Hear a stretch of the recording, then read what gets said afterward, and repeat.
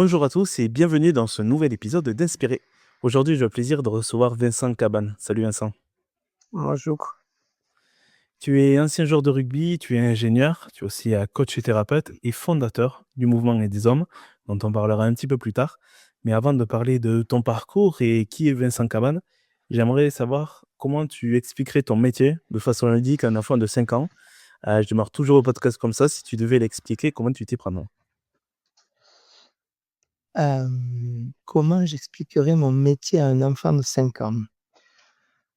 Heu, je crois que je lui dirais que j'aide les gens à faire ce qu'ils ont à faire, en le faisant du mieux possible et en y prenant du plaisir, en fait. Tu te définis comme un rêveur pragmatique, un Ouais, utopiste réaliste. On oui. on parlera de cette métaphore-là qui est super intéressante. C'est une belle manière, je trouve, de résumer ton parcours, puisque tu as fait 22 ans dans le rugby, tu as fait 20 ans dans l'aéronautique, Ouais. puis un virage tourné vers l'humain. On va parler de tout ton chemin, de tout ton parcours. Euh, Comment tu résumerais ton parcours si tu devais le faire en une image, une phrase ou une métaphore? Comment tu t'y prendrais? Hem, je crois que je n'ai jamais su me contenter des fatalités de la vie, et en fait, j'ai passé ma vie à essayer de transformer ce que je trouvais ridicule, aberrant, qui n'avait pas de sens et je trouve qu'il y a un endroit qui est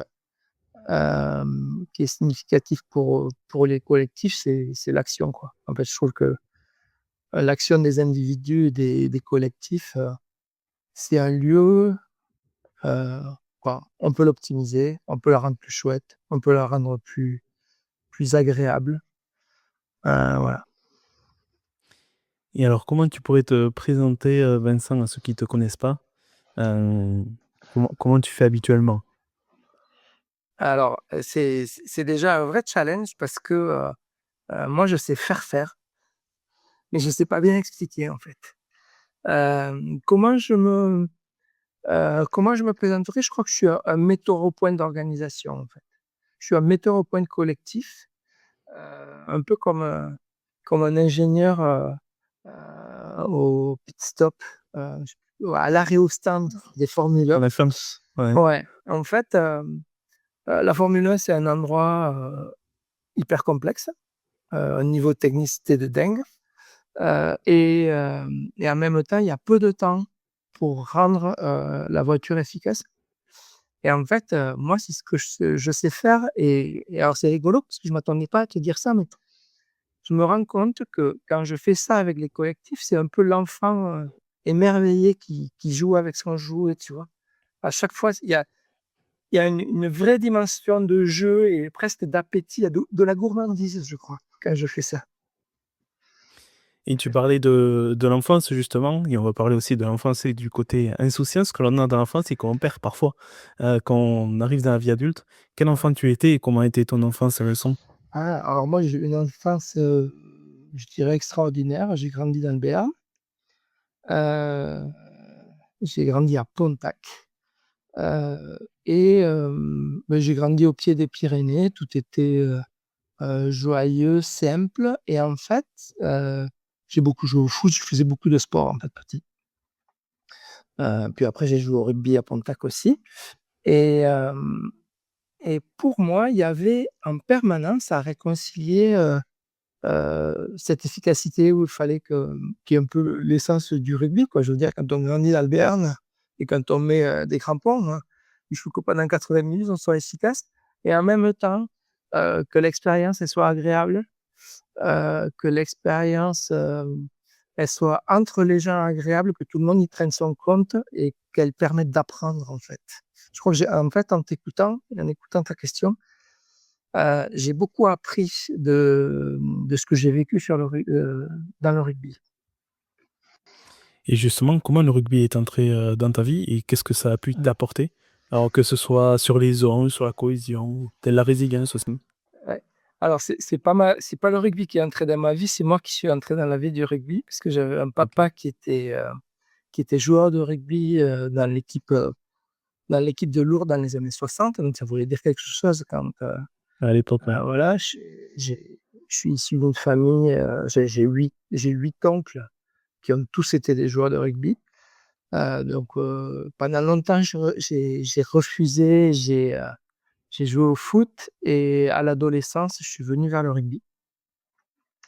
Voilà, puis ça a été une évidence. Je me souviens de mon premier essai que j'ai marqué. Je l'ai marqué, je jouais avec Lourdes contre la section paloise à la Croix-du-Prince. Et j'ai fait une feinte de passe, je me souviens, sur les 22 mètres. Et je marque et je me suis repassé cet essai en boucle parce que je comprenais pas comment j'avais fait, en fait. Le geste avait été complètement instinctif. Et je me disais, mais comment j'ai bien pu faire ça? Voilà, donc ce que ça m'a apporté, je crois que ça m'a permis de développer des qualités. En particulier, c'est aussi l'endroit où, tu vois, on va parler de mon métier, j'imagine, tout à l'heure, mais j'aime prendre du recul, j'aime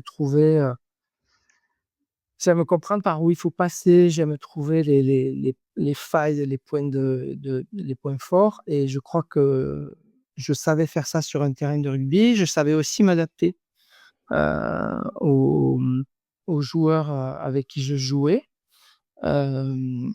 Et puis, j'avais peut-être un petit côté impétueux où j'ai un ami d'ailleurs qui entraîne au Pontac aujourd'hui qui disait toujours que dans les 5 premières minutes, je relançais tous les ballons et après j'étais fatigué. Et donc j'avais ce côté-là très instinctif. Voilà, donc du coup, et je l'ai gardé parce que quand je parlais des fatalités tout à l'heure, je crois que j'ai gardé cette idée de il n'y a pas de fatalité et en fait, il y a forcément une voie de passage, y compris dans les situations les plus complexes. Voilà. Et puis ce que j'en ai gardé aussi, c'est la transmission, parce que j'ai eu en particulier chez les jeunes, des entraîneurs extraordinaires qui m'ont inculqué le goût de la performance et de respect. C'est-à-dire que la performance, elle ne se fait pas à n'importe quel prix. Voilà. Et justement, tu parles de la transmission, que ce soit la transmission des valeurs partagées et aussi la camaraderie peut-être. Est-ce que tu y vois des ponts avec le monde de l'entreprise que tu connais bien? Oui, donc j'accompagne, mais pour moi, accompagner, c'est d'abord une pédagogie, c'est-à-dire rendre autonome, c'est faire vivre des expériences et des expériences qui sont des expériences pédagogiques. C'est pas que résoudre des problèmes à court terme. Dans ce que je fais, il y a certes résoudre des problèmes, et ça, c'est l'excuse, en fait, pour accompagner. Mais moi, mon intention, c'est vraiment d'équiper sur le long terme les gens à faire et à faire d'une manière dont ils s'enrichissent. Et en fait, du coup, comme le terrain de rugby, l'espace professionnel, c'est un espace où on apprend, en fait, et on apprend de l'expérience. Et c'est une bonne nouvelle parce que la confiance naît souvent de l'expérience plus que d'une dimension théorique. Et justement, par rapport à ça, tu as fait 22 ans dans le rugby, je crois, et 20 ans dans l'aéronautique, dans donc un sport un sport de combat et un métier qui impose une certaine rigueur, notamment dans le monde de l'aéronautique et de la fiabilité permanente. Comment ces deux univers t'ont nourri et ton rapport à l'humain que tu fais aujourd'hui? Mmh. Alors, il faut comprendre une chose, c'est que heu, j'ai fait mon premier stage dans un laboratoire de développement logiciel aéronautique. Et au bout de 2 semaines, j'avais détecté que les outils qu'on utilisait ne marchaient pas, d'accord? Je travaillais à l'époque pour le ministère de la défense anglais. Les outils qu'on nous faisait utiliser n'étaient pas fiables. Et en fait, au bout de 3 semaines, j'avais changé les outils, j'avais réinventé un processus. Donc je crois que ce virus de la transformation, je l'ai attrapé assez vite. Je capte quoi? J'ai un objectif, je capte ce qui va pas et ce qui va, et on transforme parce qu'on n'est pas là pour cacher la copie et on est là pour faire ce qu'on nous demande, en fait. Voilà. Donc je crois qu'il y a quand même il y a quand même ça. Et puis, plus j'ai avancé, plus j'ai évolué dans des domaines complexes.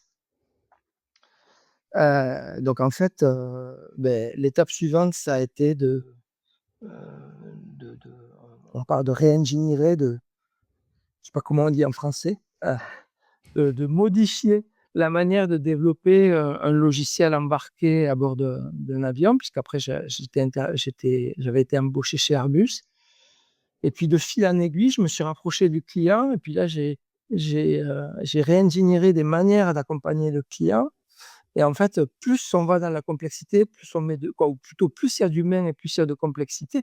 Et à un moment donné, je me suis rendu compte que c'était le dialogue entre l'objectif, les moyens qu'on lui donnait et le contexte, c'est-à-dire les individus qui faisaient la performance et ceux qui la consommaient.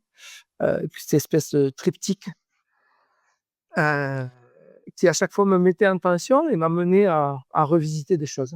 Voilà. Et C'est tu beaucoup penses ça. justement, tu parlais de dialogue. Est-ce que le problème peut venir de là aussi, entre ces différents critiques, ces échanges, ce dialogue où les gens, des fois, écoutent pour répondre et non pas pour comprendre? Ah, j'écoutais un podcast ce matin qui disait ça, qui disait que c'était un Ah. problème, oui.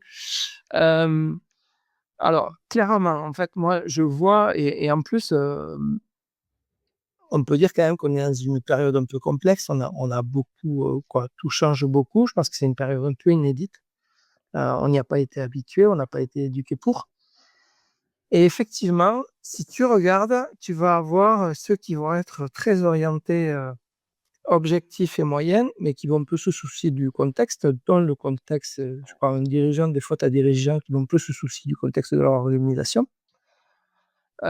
Tu vas avoir à l'inverse des gens qui vont beaucoup s'intéresser au contexte et donc qui vont beaucoup s'intéresser à comment les gens vivent leur expérience au travail.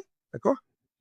Mais en fait, il y a une espèce de, il y a une mise en tension à opérer en fait entre ces trois dimensions, entre l'objectif, qui d'ailleurs souvent change en cours de route, hein. On parlait de rugby tout à l'heure, mais des fois tu commences à la saison en voulant te maintenir et tu découvres que tu peux te qualifier.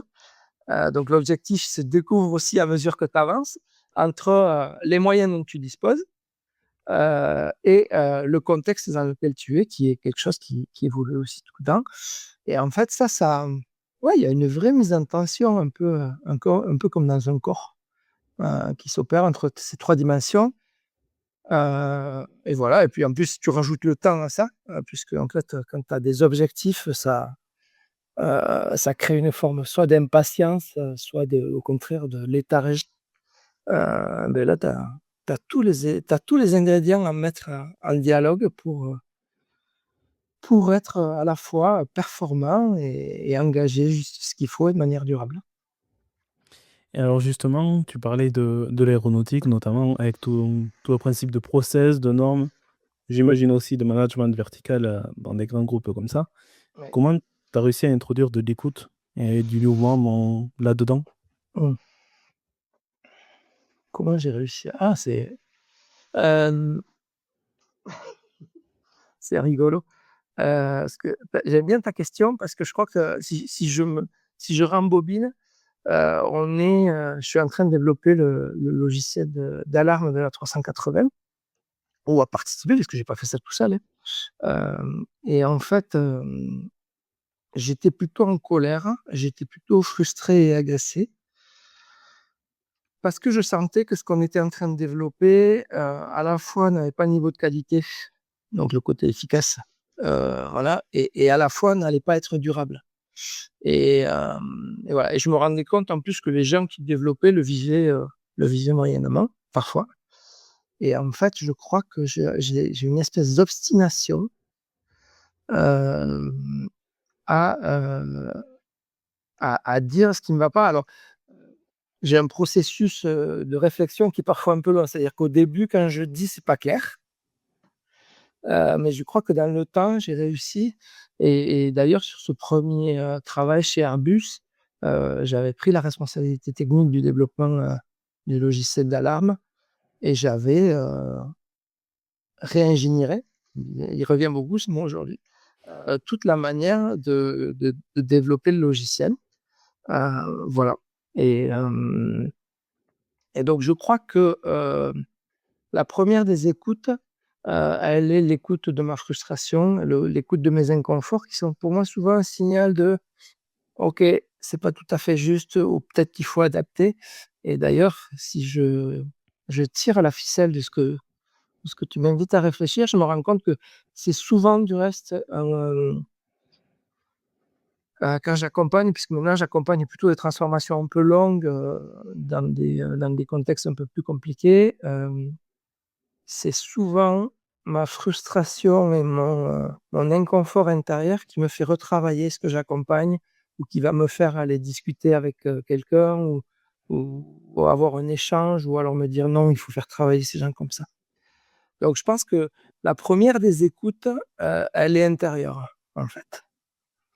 Et c'est l'écoute de ses propres tensions, qu'elles soient d'ailleurs, purement en termes de pensée, et ou alors dans le corps, parce qu'il y a une chose qui est rigolote que je t'ai pas dit, c'est que, j'ai eu 5 pubalgies dans ma carrière de joueur de rugby. Ça faisait beaucoup rire mes coéquipiers, mais je crois que mon corps me parlait un peu aussi de mes tensions de moi. C'est possible. C'est intéressant parce que c'est ce que je vais te poser comme question. Est-ce que sens que les gens s'écoutent et surtout écoutent et comprennent leur corps et les signaux de leur corps? Non, ça c'est quoi? Je pense pas. Je pense qu'on de manière générale, on nous a beaucoup appris à réfléchir, à penser, à élaborer de la pensée, en particulier à élaborer de la solution. Ce qui fait qu'en fait, et en plus, nos sens sont fichus comme ça. C'est-à-dire que notre, notre sens visuel, il est toujours tourné vers l'avant. Donc en fait, on est très tourné vers l'avant. Et en fait, on a peu de perception de ce qui se passe en nous, et on a peu aussi, je trouve, dans notre société, de capacité à aller vers l'arrière, parce qu'il y a une croyance dans le c'est que si je vais vers l'arrière ou si je vais vers le bas, eh beh, je vais plus jamais pouvoir me relever, je vais arrêter d'avancer. Alors que je pense que pour bien aller vers l'avant, et d'ailleurs c'est ce que tu es en train de faire puisque tu me questionnes sur mon passé, eh beh, en fait, une des choses qui donne du sens à notre futur, c'est notre passé. Donc savoir aller vers l'arrière, c'est important. Tu me fais le pont tout tracé, puisque je voulais qu'on revienne pour comprendre et pour expliquer ton parcours et ce qui fait ce que tu es aussi. Ouais, Est-ce que tu peux expliquer ton parcours chez Airbus? Chez Airbus, comment ouais. tu y es rentré déjà? Est-ce que c'était un souhait de rentrer dans cette industrie-là? Et quel était ton parcours dans cette entreprise? Alors, c'est pas très glorieux ce que je vais te raconter, hein. Moi, j'avais un seul but dans la vie, qui était de jouer en première à Pontac à 15 ans. J'avais que ça dans la vie, en fait, comme objectif. Voilà. D'ailleurs, je vois que je suis même un peu ému quand je te le dis. T'as Donc réussi? en fait, j'ai réussi. Pas aussi bien que j'aurais aimé, mais parce qu'il y a des objectifs que j'ai pas atteints, mais j'ai réussi. Et c'est vraiment un endroit qui est très spécial pour moi, d'ailleurs. C'est très rigolo, tu vois? Hem, oui. Voilà. Donc en fait, j'avais un enjeu à travailler dans le sud-ouest. Il fallait que je sois pas très loin de Pontac, et donc j'avais fait des études, d'ingénieur, logiciel, d'accord? Je programmais ce qu'on appelait des logiciels temps réel, c'est-à-dire comme ce que tu as dans ta voiture là, ce qui t'affiche les alarmes, qui traite toutes les pannes. Donc je programmais ça, et je fais du développement logiciel, à Paris, et assez rapidement, ils m'ont proposé une embauche, pas parce que j'étais le meilleur techniquement, mais parce que, heu, je collaborais, je communiquais, je m'intéressais, je donnais du sens. Voilà, il y avait des dimensions humaines. Voilà, j'étais loin d'être le meilleur techniquement, donc assez rapidement, ils m'ont embauché.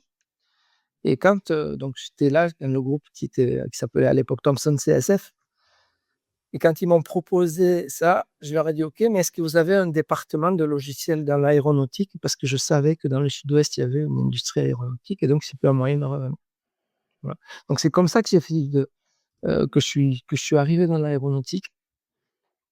Je pense que ça rassurait aussi mes parents que je travaille dans des sociétés comme ça, et voilà. Et donc de fil en aiguille, j'ai travaillé d'abord pour, une une filiale de Thales, donc Thomson CSF était devenu Thales, au Hayan, à côté de Bordeaux. Et puis, quand l'A380 est arrivé, j'ai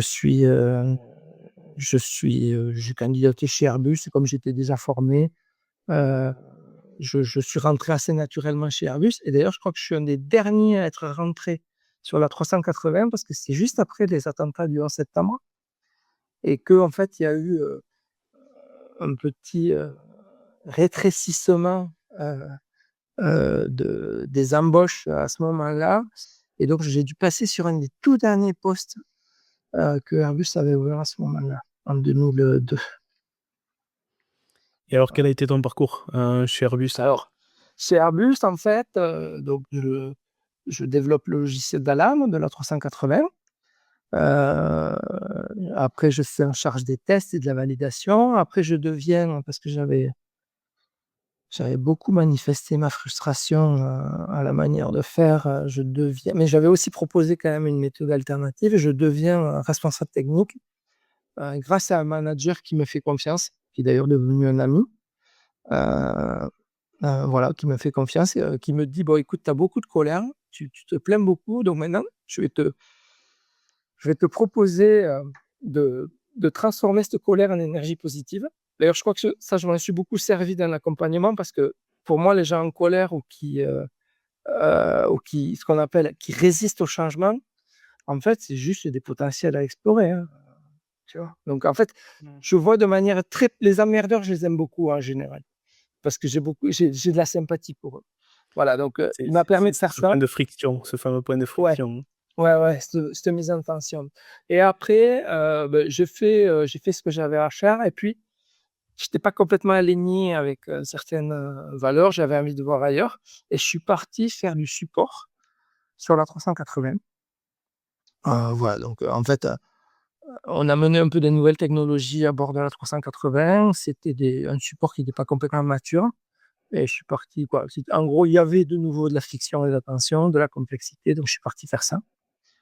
Et voilà. Et en fait, là, je crois que c'est le premier endroit où j'ai vraiment fait du changement, un peu plus conscient. Et voilà. Et puis j'ai même créé, ce qui ne se faisait pas à l'époque chez Airbus, j'ai créé une équipe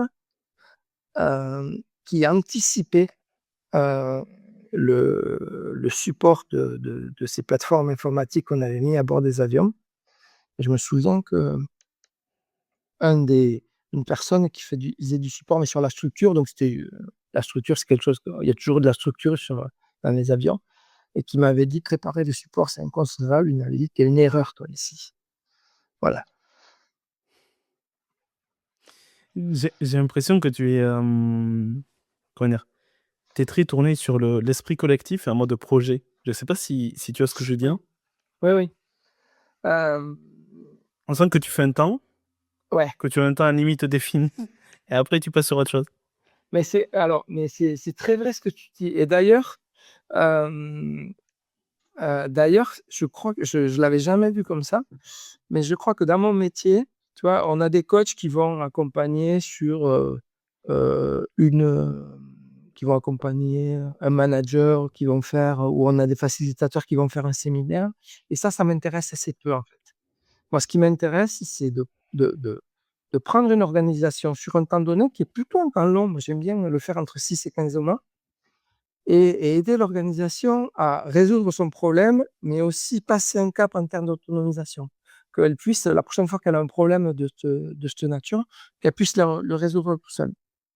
Voilà, donc effectivement, je travaille en mode projet, et je travaille en mode projet sur un temps long. J'appelle ça le pilotage dynamique de transformation. Et justement, chez Airbus, pour revenir là, quand tu as construit l'équipe, si tu devais vulgariser à des personnes qui ne travaillent pas chez Airbus et qui ne connaissent pas l'aéronautique, concrètement, à quoi ça consistait ton métier et la construction de cette équipe, qui aurait été les challenges? Alors, c'est très simple. Euh, Airbus avait choisi de mettre, je vais te le faire court, des PC, des databases à bord, donc qui sont des choses où par nature j'ai un problème, je patch, d'accord? À bord d'un avion, et l'avion, c'est un milieu industriel très normé, d'accord? Donc, c'était des cycles de vie qui se correspondaient pas, tu vois. Et puis, c'était pas la même manière de concevoir les niveaux de maturité. Et pour autant, les logiciels qu'on utilisait, c'est des logiciels à forte valeur ajoutée pour le client parce que c'était des applis pilotes pour consulter des manuels ou c'était des applis de maintenance. Par exemple, on hébergeait l'application qui faisait la maintenance de l'avion, qui faisait les tests, qui disaient que l'avion pouvait repartir. Tu vois.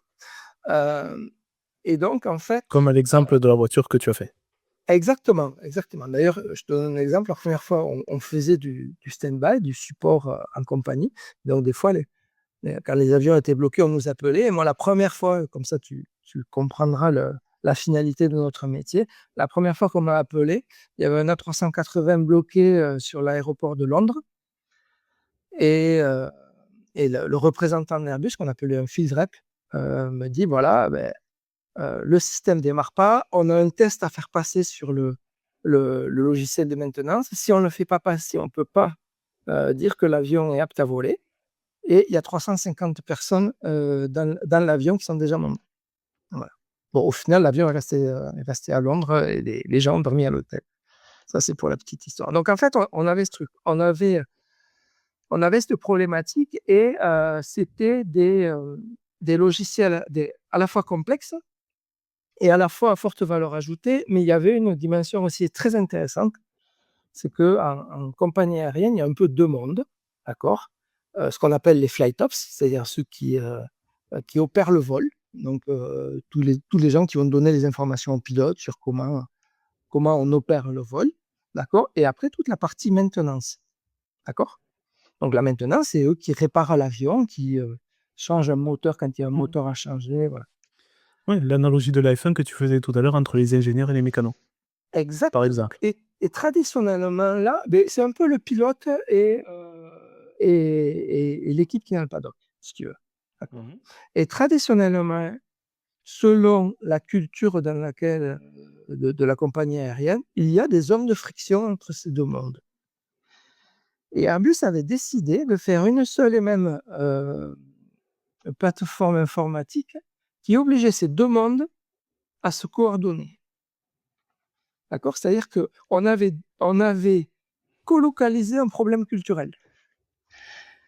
Et donc, avec un système qui n'était pas toujours mature, qui ne faisait pas toujours ce qu'on attendait de lui, et qui, quand il tombait en panne, eh bien, il nous fallait 12 heures pour le restaurer, des fois.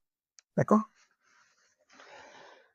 Et donc, on voit bien qu'il y avait une problématique qui était un peu différente de tout ce qu'on avait, de la manière dont on avait conçu le support jusque-là. Et il y avait besoin de réfléchir à comment on opère, comment on maintient d'une manière qui soit simple pour le mainteneur, parce que imagine-toi que le mainteneur jusque-là, il changeait des pièces physiques et là on lui demandait de changer des logiciels, donc c'est un gros truc, tu vois. Tu passes de je change une porte à j'installe un logiciel et puis le système il me répond pas. Et puis derrière, il y avait tout un tas de cas d'usage. Je te donne un exemple, c'est-à-dire que c'était un des premiers avions qui connectait par Wi-Fi l'avion au sol. Et donc, on voulait monter de l'information, il y avait des échanges entre les deux. Mais ça veut dire que les manières d'opérer, là où traditionnellement, avant, on y allait avec du papier, tout cela, ça change. Donc, ça nécessitait, puisque c'est la première fois qu'on a mené ces systèmes à bord, ça nécessitait à réfléchir comment opérer et maintenir d'une manière qui soit simple, avec en plus un système qui n'était pas complètement mature. Donc en fait, Oui, c'était ma question justement. Pardon, excuse-moi, justement pour rebondir sur ce que tu viens de dire.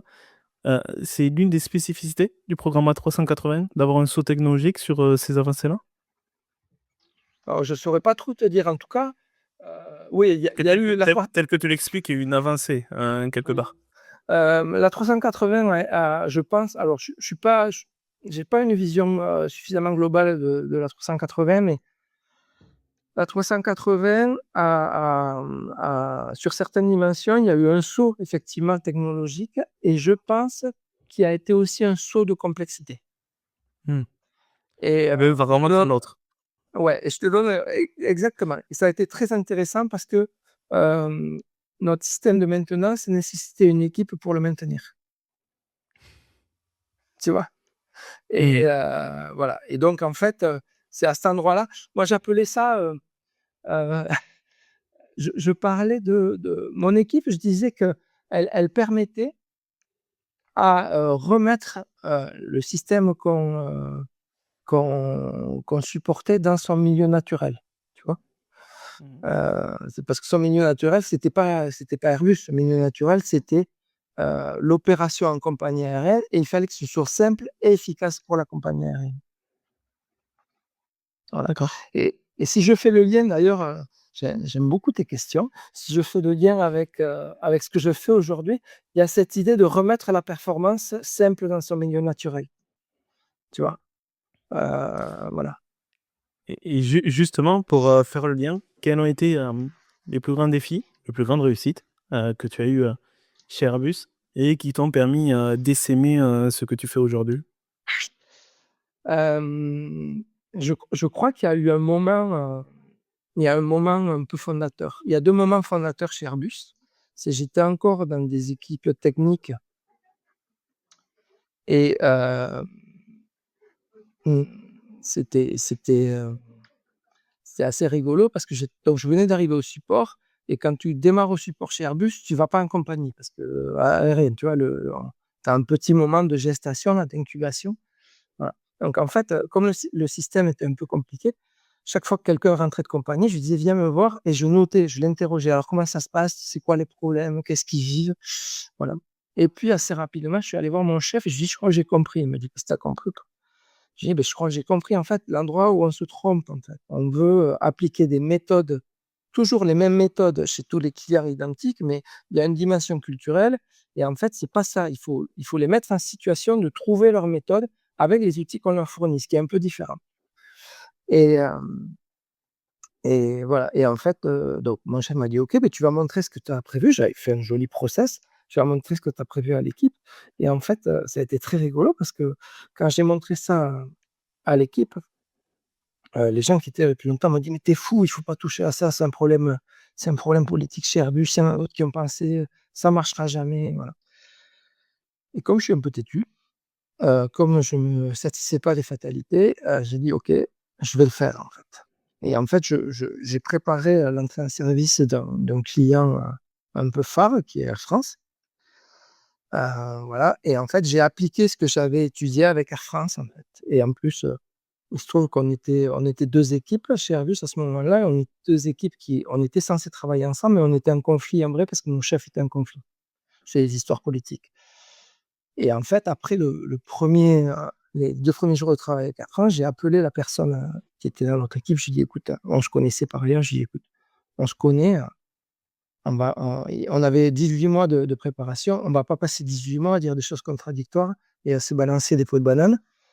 Donc, on va se mettre d'accord une bonne fois pour toutes, on va se partager le monde et on va y aller. Et puis, au final, c'est le client qui va être content. Et puis, nous, en plus, on va sauver notre amitié. Voilà. Et en fait, ça s'est super bien passé. Et je crois qu'il n'y a que moi qui se souvienne de l'histoire que je vais te raconter.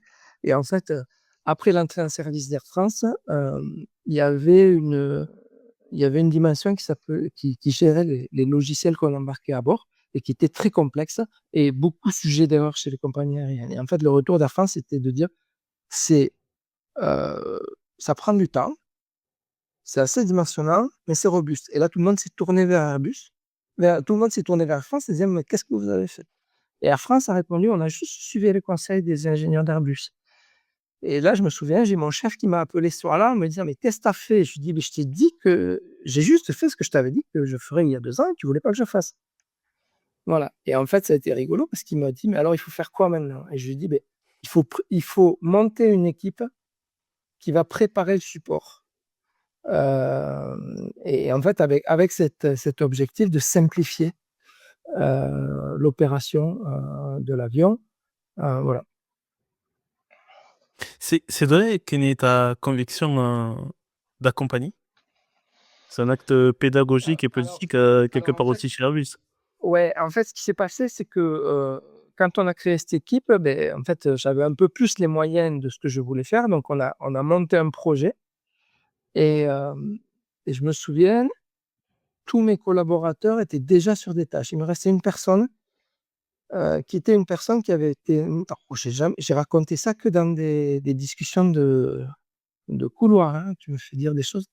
Et en fait, c'est une personne qui avait été, avant de rentrer dans mon équipe, elle avait été mise au placard pendant 9 mois. D'accord? Elle avait très mauvaise presse et j'avais plus qu'elle pour gérer ce projet. Malgré tout, le projet était critique, il fallait y aller. Et je me souviens, c'était le soir de mon anniversaire, on avait fait une réunion qui s'était finie à 19h30. Et mon homologue côté bureau d'études m'avait dit ok, tu mets cette personne, mais tu n'as pas intérêt à te rater, hein. Et alors, ça a été rigolo parce que on avait prévu des étapes. Moi, je ne savais pas faire du collaboratif. Tu vois, maintenant, je fais des séminaires, je fais de l'intelligence collective, mais à l'époque, je ne savais pas faire, quoi. Moi, j'expliquais aux gens à l'époque.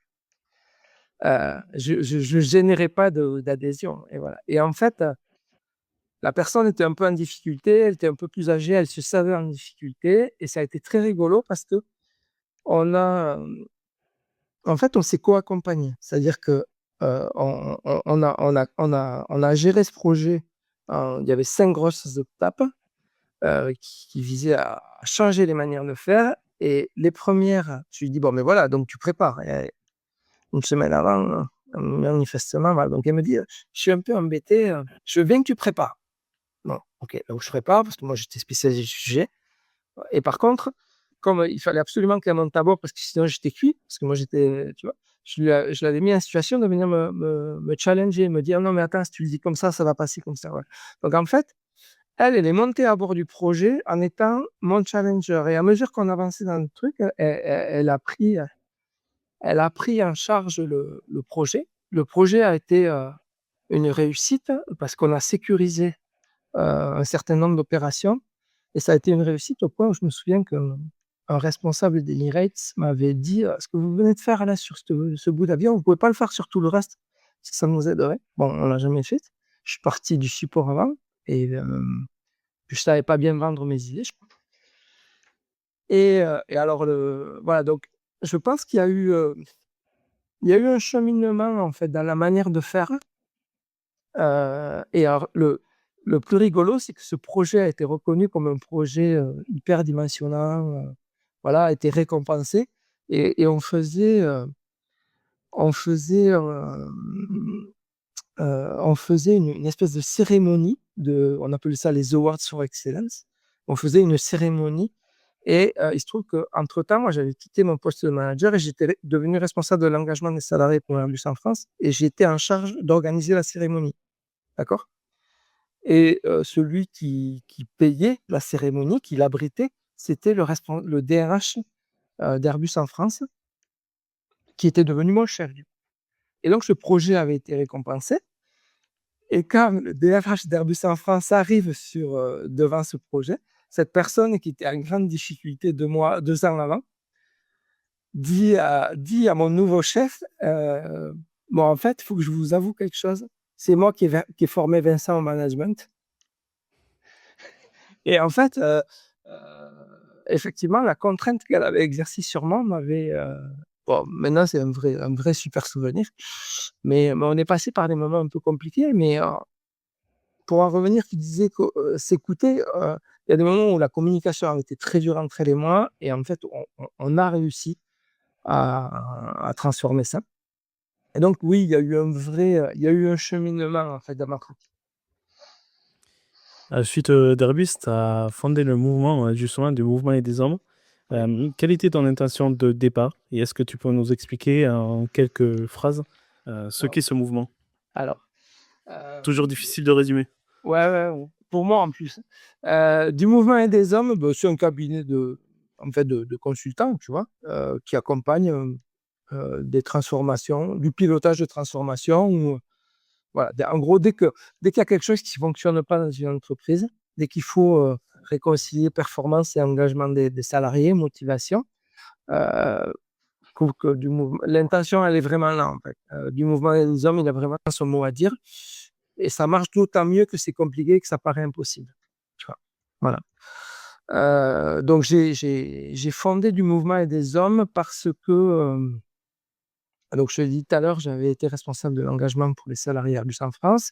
J'avais découvert un ensemble de pratiques que je trouvais assez intéressantes, hem et j'avais l'impression que, bon, je les avais utilisées, dans Airbus, ça avait donné des résultats chouettes et j'avais l'impression que si je voulais aller jusqu'au bout de cette expertise et de cette pratique, de ces pratiques, j'avais besoin, moi, de sortir et de le faire pour moi-même. Bon, ce que je savais pas, c'est qu'il y a une chose que j'allais apprendre, c'est à devenir entrepreneur. Ce qui, si je suis honnête, a été et est toujours une vraie aventure en soi. Voilà. C'est vrai qu'on ne naît pas entrepreneur et qu'on le devient. Donc, Ah ouais, mais je vais même te dire ce que je dis souvent, c'est que, heu heu, en fait, quelques mois après être sorti d'Airbus, j'avais l'impression d'être un lion qu'on avait élevé dans un zoo et qu'on avait remis dans la savane, tu vois? Mais moi, je savais pas je savais même pas qu'il fallait manger les antilopes parce que moi, je croyais que le soigneur, il allait encore revenir pour me donner à manger, tu vois? on le voit, je comprends bien. Et et ça a été une vraie réadaptation et quelque part, ça l'est encore, hein. Voilà. Et justement, quand tu présentes, le mouvement et des hommes, tu parlais d'écologie de l'action. Je trouve que c'est un terme fort. Comment tu l'expliquerais? Comment tu le définirais? Alors, j'en parle plus beaucoup, en fait. OK. En première intention, j'en parle plus parce que ça parle pas aux gens. Je Heu, vois. Par contre, les gens, une fois qu'ils sont passés, heu, qu'on a terminé, ils disaient: «OK, je comprends bien, effectivement, heu, c'est comment je prends soin des conditions de l'action et l'action, elle devient à la fois plus efficace, les gens, ils prennent plus de plaisir et elle devient plus durable». D'accord? Voilà. Donc, bah, l'écologie de l'action, c'est peut-être pas plus que remettre du bon sens en faisant ce que je fais, quoi. Et faire en sorte d'être, efficace, ouais, il y a vraiment cette notion d'efficacité, et de durabilité, en fait.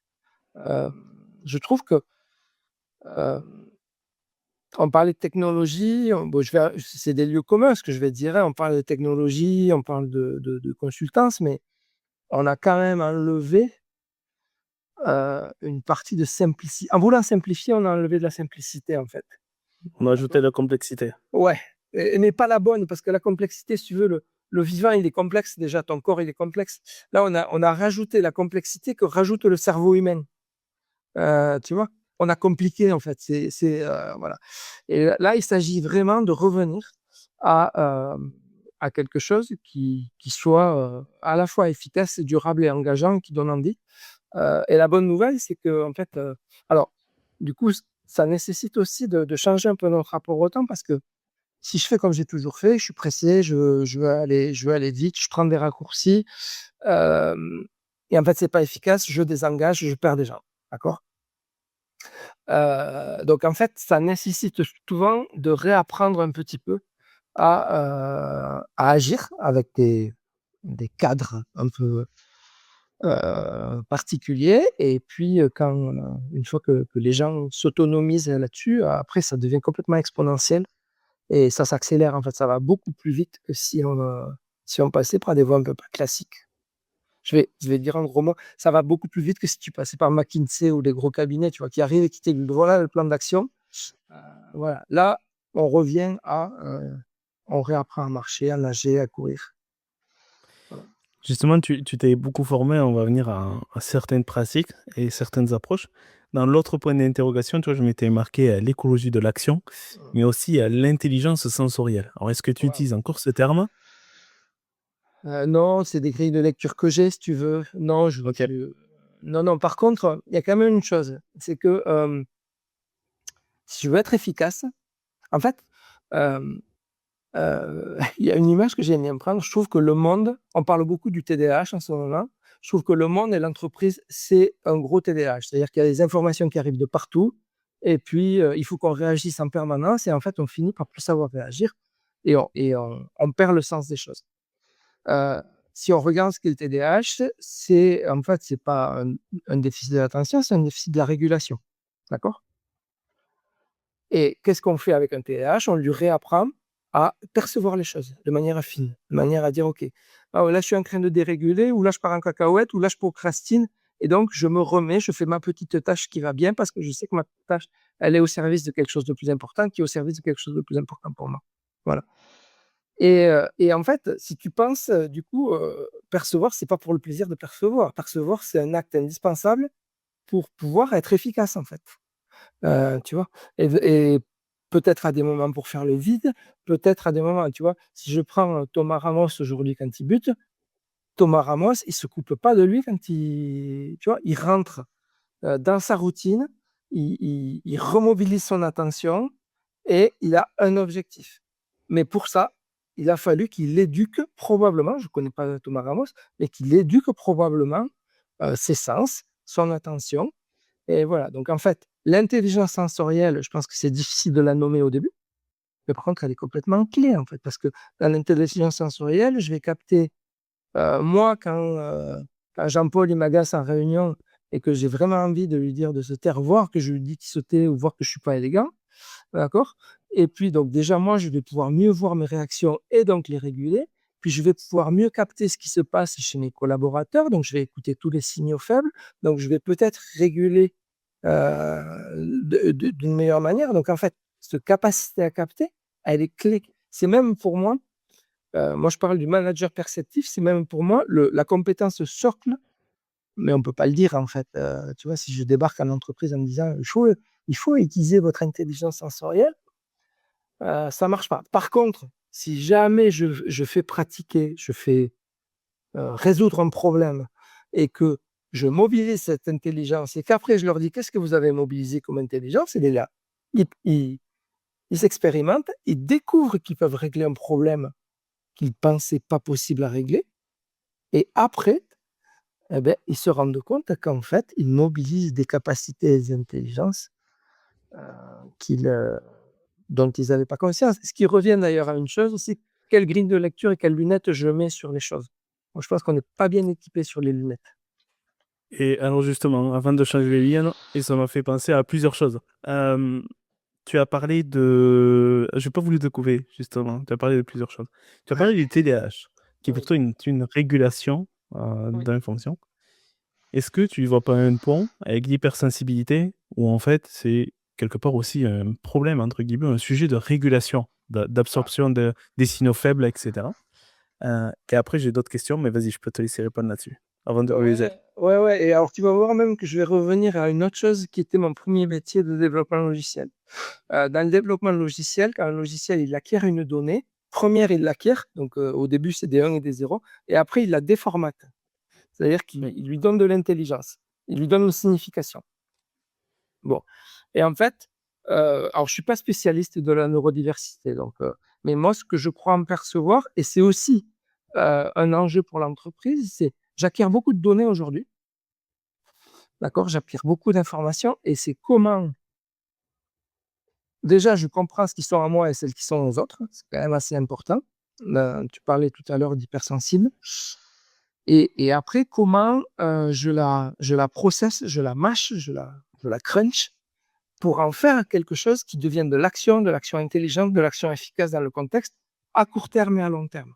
Parce que quand j'agis, il faut jamais oublier que, heu, le court terme, c'est ma profitabilité, mon efficacité mais en même temps, le court terme, il ne doit jamais être, coupé du long terme parce que sinon, eh beh, je survis mais je survis pour les 5 minutes qui viennent, voilà.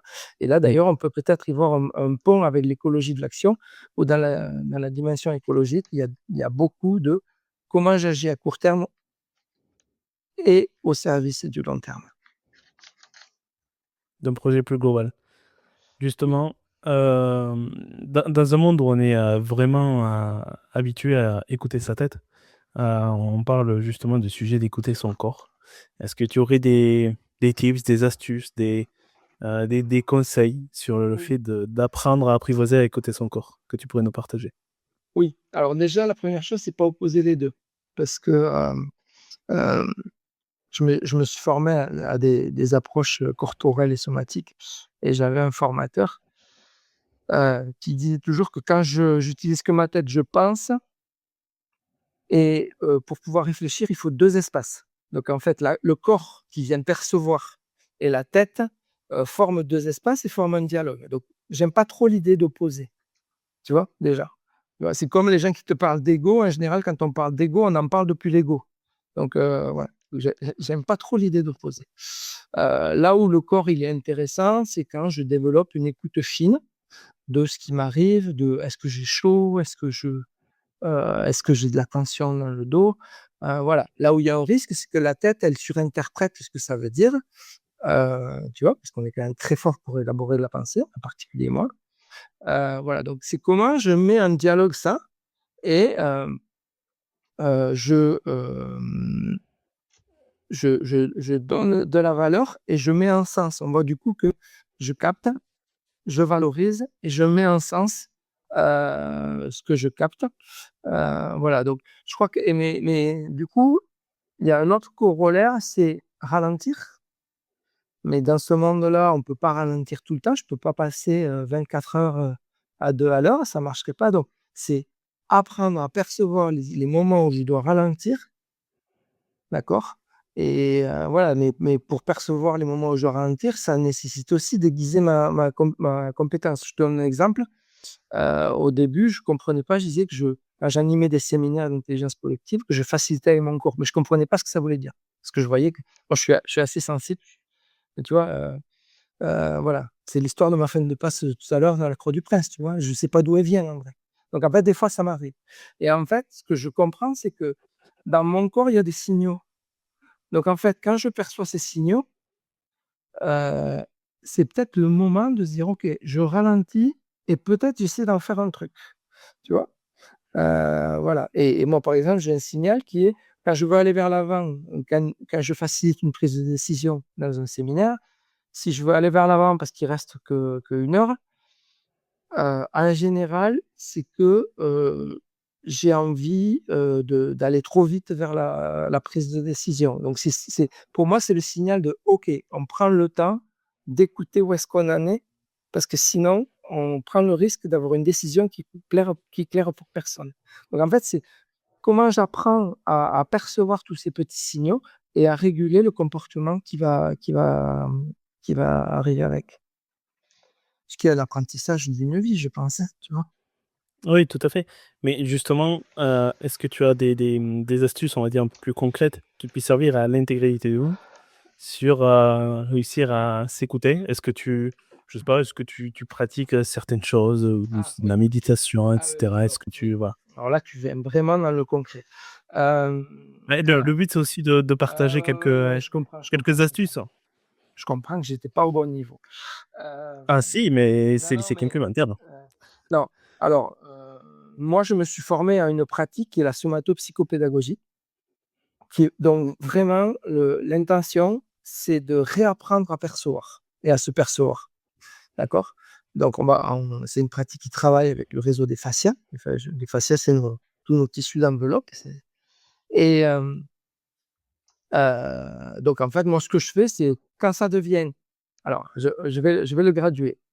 Hem, Quand c'est gérable et que c'est pendant ma journée, je ralentis, je perçois, j'écoute, et peut-être d'ailleurs que je vais percevoir en disant: «Tiens, là, je suis un peu inquiet, voilà. Donc je vais m'en servir pour moi. D'accord? Quand ça commence à devenir très complexe, je repasse entre les mains de ce qu'on appelle un somatopsychopédagogue ou un fasciathérapeute, et en fait, là, ça va être un traitement par du toucher, heu, où l'intention, ça va vraiment être de venir dénouer les tensions, un peu comme ce que je fais en accompagnement, mais là, c'est dans le corps. Et puis moi, j'ai aussi pas mal de temps de méditation parce que, alors je suis pas forcément un spécialiste non plus, mais je crois comprendre que la méditation calme le système nerveux autonome, apaise, d'accord? Donc rend plus clairvoyant, et rend au final plus efficace et amène plus de discernement, parce que c'est ça l'enjeu en vrai. C'est de ramener du discernement dans un environnement quand même, on est souvent en mode automatique et en pilote automatique. Ouais, la F1, le fait automatique, ça marche pas. Hein. Non. Et justement, tu parlais tout à l'heure des signaux faibles. C'est intéressant, les signaux faibles, comment tu peux faire en sorte d'être le plus alerte possible par rapport aux signaux faibles. Je sais qu'il y a des personnes, on parlait d'hypersensibilité tout à l'heure, ou de nature générale, comme tu reçois beaucoup plus Mm. d'informations par rapport à la régulation, tu détectes plus facilement ces signaux-là. Mais comment est-ce qu'il y a des facteurs positifs, favorisants, pour détecter et être en alerte face à ces signaux faibles selon toi? Alors, ce que tu me dis est intéressant parce que c'est une compréhension que j'ai eue récemment. En fait, je crois que les signaux faibles, on les a toujours. Et puis, on choisit ou on choisit pas de les mettre de côté au profit d'une efficacité, ou on choisit, et des fois on choisit pas. On parlait tout à l'heure de TDAH, c'est des gens qui qui n'ont pas les moyens de choisir ça. D'accord? Et donc, du coup, c'est là, voilà. Je pense que ce que je commence à comprendre, c'est que, et puis ça va être mon histoire à moi aussi. Je te parlais tout à l'heure de ma confusion, de ma frustration. Quand tu as pas les grilles de lecture, tu te plains et tu râles, en fait. D'accord? Et en fait, c'est l'histoire de mon acquisition et des formatages. Tu vois? En fait, je crois qu'il y a une chose qui est importante, c'est qu'on nous donne les grilles de lecture. Comment je lis une situation, comment je lis, ma frustration, comment je lis même, une organisation, comment je lis une réunion, comment je lis, un dialogue, d'accord? Que je puisse avoir ces grilles de lecture, d'accord? Pour pouvoir objectiver et mieux comprendre et donner du sens à ces signaux faibles. Tu me parlais tout à l'heure du corps. Si dans mon corps, je n'ai que, j'ai mal à l'épaule, tu vois, voilà, tu m'amènes à un endroit intéressant. C'est-à-dire que tu as les gens qui disent: «OK, j'ai mal à l'épaule». D'accord? Et puis à l'autre extrême, tu vas avoir les gens, et c'est plutôt le développement personnel, qui vont donner de la signification à tout. D'accord? Chercher Mais à par tout comprendre. Oui. Ouais, mais si par contre, j'apprends déjà à me poser la question de: «OK, effectivement, il se passe ça», et de venir, l'utiliser, pour, faire émerger de la pensée, heu, là, effectivement, je vais pouvoir utiliser cette information-là, et voilà, et ça va être exactement la même chose dans une organisation, tu vois? Je te donne un exemple. Aujourd'hui, il y a un signal faible qui est assez fort, je dirais, qui est la difficulté à engager les jeunes. Voilà. On nous explique que les jeunes sont des feignants, ou que, voilà, le sens au travail a changé. Mais si, je pense, on avait les bonnes grilles de lecture, eh beh, on comprendrait peut-être que, heu il y a des manières d'engager cette génération. Heu, voilà, mais je pense surtout que ce que nous pointent, et c'est souvent ce que nous pointent les gens différents, hein. Ce que nous pointent les gens différents, ils nous pointent le fait qu'on n'a pas les bonnes grilles de lecture sur les choses, quoi, ou qu'on pourrait en trouver d'autres, en tout cas. Je sais pas s'il y en a des bonnes. Voilà. Pour toi, on parle souvent de leadership du cœur. Qu'est-ce que ça évoque en toi? Hem, c'est Plutôt une bonne que de n'écouter que son cerveau. Je peux m'y relier, parce que quand je vois que les gens qui parlent du leadership du cœur, je dis: «Oui, OK, c'est ça», et en même temps, c'est pas mon processus à moi, parce que moi, ce qui reste au cœur, c'est, l'efficacité et l'envie d'y aller. Tu vois? C'est vraiment mes 2 motivations, et en fait, si tu écoutes proprement comment je réponds à l'objectif et comment je génère de l'envie, tu arrives à, je disais récemment à un manager dans une usine, qui était en grosse difficulté dans une transformation qu'il était en train de mener. Je lui disais: «En fait, tu as besoin de 2 choses. Tu as besoin de structure et d'amour». Heu, Tu vois? Et en fait, je crois que c'est important, c'est-à-dire que je dirais, le cœur, c'est un peu, l'élan, l'aspect long terme, c'est aussi la relation, et la structure, c'est comment je m'organise, comment j'organise les informations, comment je prends des décisions, quoi. La partie un petit peu plus process, mais aussi où est-ce que je mets les limites, et je crois qu'on a besoin des 2. Donc en fait, c'est pas des mots que j'utilise, le leadership du cœur, mais je peux faire le lien avec, Le lien. ouais.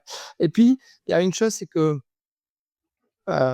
aujourd'hui, quand tu vas dire à un directeur d'usine: «Il faut que tu fasses du leadership du cœur», j'ai un peu des doutes que, à moins que lui-même ait fait un petit parcours personnel et voilà, j'ai un peu des doutes, tu vois? Aujourd'hui, si on veut vraiment et il y a même un côté citoyen dans ce que je te racontais, c'est-à-dire que, je pense que nos territoires ont besoin de l'industrie. Donc si on veut vraiment, hem, être en soutien de ce qui est un joyau quand même, hein, parce qu'en plus dans le sud-ouest, on a quand même des tu vois? Je sais que tu es à Pau, on a quand même des belles industries. Si on veut vraiment être en soutien, je pense qu'il y a besoin d'aller les c'est une manière de faire du leadership du cœur, mais du coup là, c'est moi qui le fais. Il y a besoin d'aller les écouter et les accompagner là où ils sont. Pas leur dire de suite: «Non, il faut que tu aies un plus grand cœur», parce que le grand cœur en général, ils les ont les industriels.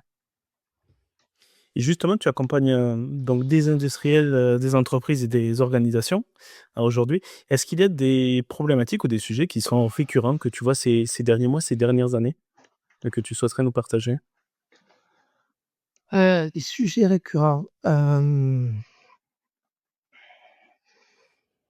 crois qu'il y a aujourd'hui, il y a effectivement, cette, alors j'appelle ça une fatalité, une espèce d'opposition entre comment je fais de la performance et comment j'engage. C'est-à-dire qu'il y a des endroits où on a l'impression, alors du coup on va parler de résistance au changement, où presque, les collaborateurs sont un problème, d'accord? Et et c'est souvent cette équation qui est à résoudre, hem, et d'ailleurs qui est on parle de tension, c'est une tension qui s'opère entre les dirigeants et les managers qui peinent, qui font de leur mieux avec ce qu'ils savent faire, d'accord?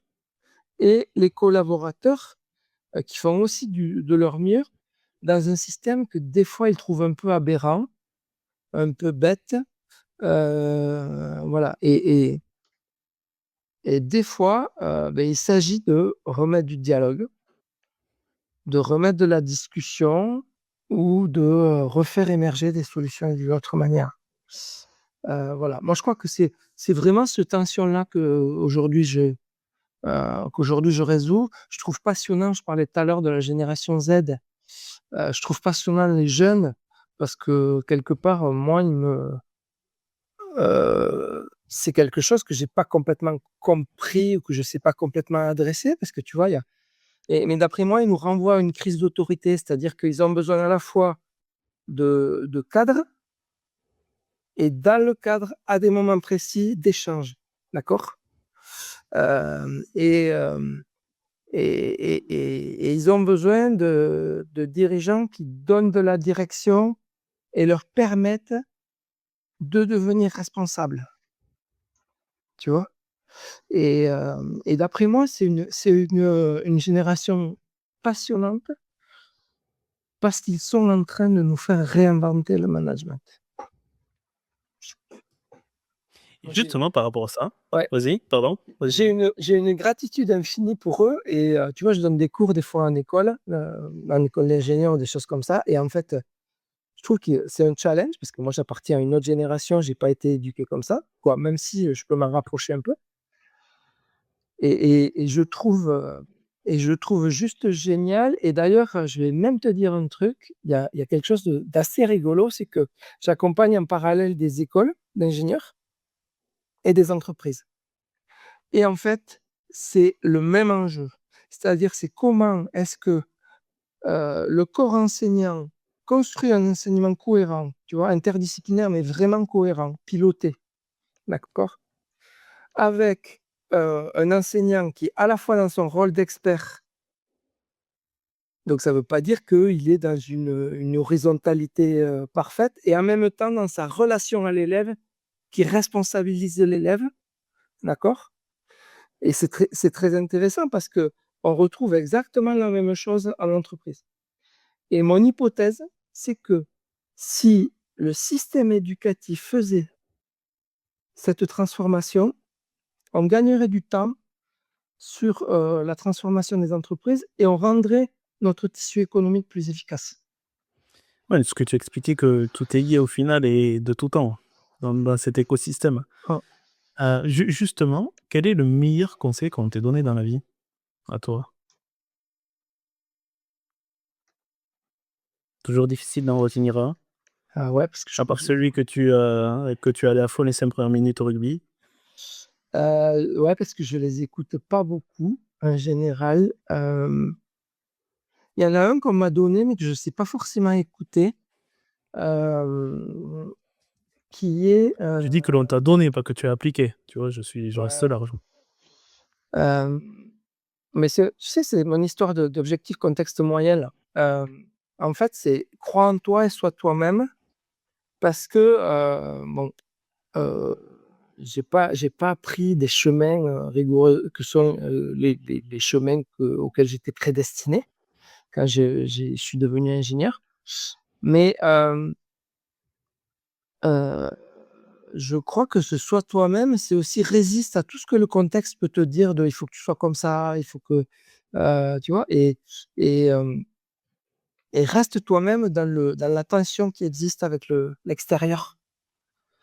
Heu, Ne pas s'oublier. ouais, mais c'est fin parce que c'est ne pas être arrogant et ne pas se croire meilleur, voilà, donc c'est à la fois confiance et humilité, en fait. Tu Oui, vois? oui, tout à fait. C'est la fameuse expression, je crois, qui dit, «Sois toi-même et les autres sont déjà pris». Mmh, c'est ça. Mais c'est un vrai chemin, hein. Bon, en tout cas, pour moi, c'est un vrai Ouais, chemin. exactement, c'est un chemin de vie généralement et parmi les dernières questions que je pose, habituellement, c'est: quel est ton plus grand rêve, hein? Si tu savais que tu ne pouvais pas échouer, qu'il soit pro, perso, spirituel, organisationnel, quel serait ton plus grand rêve? Alors, il est assez simple, en fait. J'aimerais partager au plus grand nombre, ce savoir-faire de pilotage dans la complexité.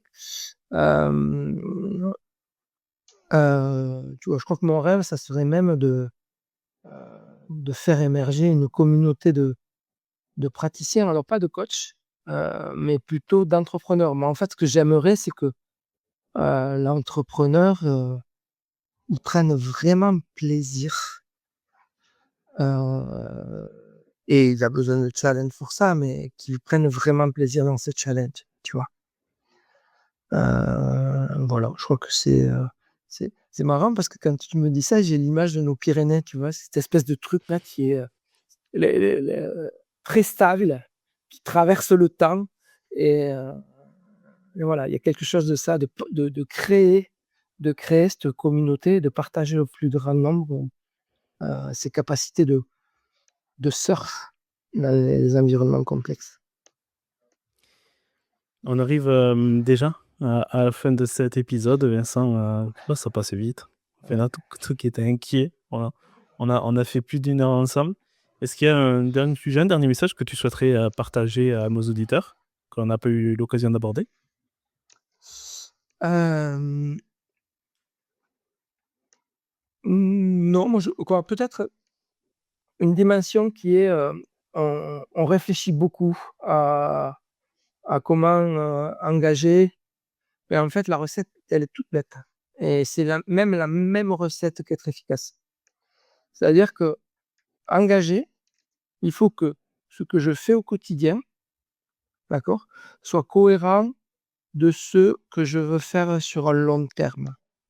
D'accord? Si par exemple, j'ai une organisation qui veut être, puisqu'il y a un mot à la mode, résiliente, responsable, et beh, si toute la journée mon chef, alors que je suis compétent, parce qu'il y a quand même la dimension de compétence, me disent ce qu'il faut faire, et ben, on voit bien que dans le court terme, c'est pas cohérent du long terme. D'accord? La bonne nouvelle, c'est que si je suis un dirigeant et que je veux que mon entreprise est dure, j'ai besoin que mon collaborateur, il soit responsable, il soit autonome, en fait et il aille vers ça. Donc en fait, pour moi, l'efficacité et l'engagement, c'est la même chose et c'est une histoire de, rendre cohérent les différentes dimensions du temps. Donc c'est une bonne nouvelle parce qu'en fait, on revient au fondement de la stratégie, hein, puisque là, j'inventais absolument rien, tu vois? Voilà, donc tout était déjà là, en vrai. Tout est déjà là, encore faut-il l'analyser, le comprendre et se l'appliquer Et avoir les bonnes grilles de lecture. et avoir les bonnes clés de lecture, d'où le comprendre. Voilà. Voilà. Merci à toi, à Vincent Cabam, Merci. pour ton partage et ta transmission d'informations. On mettra le lien de ton site, de ton LinkedIn. Je sais qu'on peut te retrouver aussi là-bas, où on pourra suivre tes écrits, tes partages et tes différentes missions que tu as prochainement avec les séminaires, etc. Merci à vous également d'avoir écouté cet épisode, que ce soit sur les différentes plateformes audio, Apple, Spotify, Deezer ou Amazon, et également que vous pouvez retrouver sur LinkedIn, sur Instagram ou en version complète en vidéo sur YouTube. Merci à vous et à très bientôt pour un prochain épisode d'Inspirer. Salut! Merci Fabienne.